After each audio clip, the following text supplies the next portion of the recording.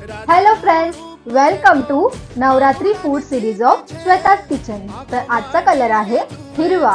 तर let's see आज मी काय बनवते।